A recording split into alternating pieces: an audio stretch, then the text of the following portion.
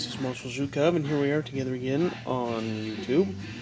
What I've got here is something that I've been looking at getting for a long time, and finally I just made it happen. I bought it from J&G Sales for $80, and it shipped right to my front door. That's possible because of a Curio and Relic federal firearms license, so any eligible weapon can be shipped so long as, for example, J&G has my CNR on file, which they do. I bought from them before. So, this is my Nagant Revolver. It came with the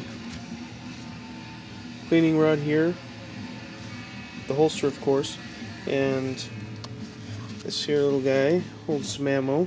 It's a 7-round cylinder, and this stuff, it shoots this 7.62 Nagant ammo, 7.62 by 38 with a rimmed case on it, and it's seated inside the case like this because of the cylinder. If you see the cylinder, you'll watch it move forward when it's cocked. Have to make sure nothing's in it. We can see the cylinder rotates and moves forward near the end of the cock. The case actually, the skinny part at the shoulder of the case actually goes inside the barrel just a little bit, inside the chamber right here.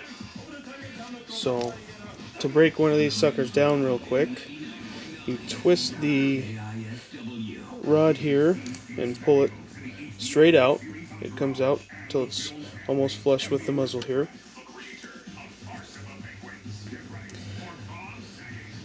You twist this, take this down. This is how you would remove any cases from the cylinder, fired cases. It doesn't have a return spring, so you can't be lazy. You gotta pull it back, rotate, push it in. So to remove one of these, you line the little marks up. There's a mark on top right here, and there is also a mark right here on the side. These marks are to line it up so you can remove the piece that holds the cylinder in place. Then this just pulls right out. This here is under spring pressure. It's a little plunger. You can rotate it. Let's see here. I'll rotate it, it'll pop out. There we go. There's a little spring in there. And this tab right there, right by my fingernail, that tab goes in there. There's a slot on here we can see straight on top at the 12 o'clock position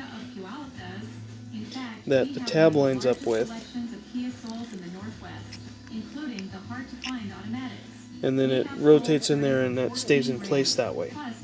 So that's how you would disassemble one for field strip. Reinstalling the cylinder is just in the reverse order as it was removed. We'll depress our little plunger here on the cylinder as we slip it in there, and then we will reinstall the piece that pulls the cylinder in place. If I wouldn't knock it out of place, that would be good. Yep, I guess all that don't be sorry stuff is true. At Video Only, you won't find huge stores with refrigerators or computers, but you will find the best deals on HDTV. Goes right back down in there like that. We'll twist the barrel back down, push our rod in and twist her back into place so it doesn't pull out. Close the loading gate, and we're good to go. These things usually have quite a stiff double action trigger pull. It's not too bad. The cylinder rotates and makes it seal, and then it breaks. The single action is definitely something good for slow firing. So we'll take this apart one more time. We'll twist the rod, extend it all the way out, almost flush with the muzzle. We will open our loading gate, keeping the pistol uncocked. We will twist our barrel. If you twist it too far, it'll block the removal of the pin here. Take the cylinder out. I got a white patch here. See if I can't get a look at the bore in this. It's not bad at all. And been disappointed by the poor selections in the stores. Well, I feel your pain. So, it was caked in cosmoline totally. It looked like it was a smooth bore, but after I pushed a few patches through there and a bore snake a few times and then used some CLP and cleaned it out real good. The barrel looks great. Lands and grooves look great.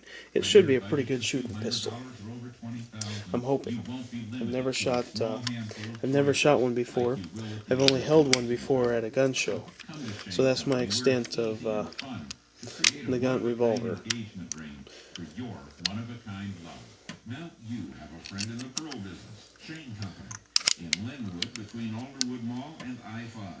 Open Monday through Friday till 8, Saturday and Sunday till 5, online at shaneco.com. Welcome back. And there she is. Oh, I guess I should say what arsenal it is. This is a 32 Tula. We can see under the three there. It's a Arsenal refurb stamp. The trigger here, it might be hard to see, but is a Tula hammer stamp. There's a Tula star there. There's a Tula star up here at the muzzle. I have an Ijevsk triangle here on the trigger, but everything else seems to be stamped Tula. So I'm happy with it, very satisfied. Here's some ammo that I bought for it. I can't attest to how good or bad Hot Shot is. I've heard mixed reviews, but that's the only source of 7.62 Nagant ammo I could find. Here's the screwdriver tool that comes with it. This metal piece is ground down on both ends, different sizes for different size screws. And there's a slot that just goes in right there. It also came with a lanyard for the bottom of the pistol here. You can go on there and put your belt through the loop or something. At any rate, very happy, glad I finally made the purchase. If you haven't purchased your Nagant Revolver yet, I would highly recommend doing so. The sooner the better. J&G, it appears from this, it's a good example. It has an improved Russian front sight here instead of just the rounded. So overall, very, very satisfied with this. The bluing on the revolver looks excellent. Done at factory refurb, but it's as near 100% I think as you can get. Nothing on the crown though, on the muzzle. That's just steel and the white, but we'll see how it shoots. Marshall Zhukov signing.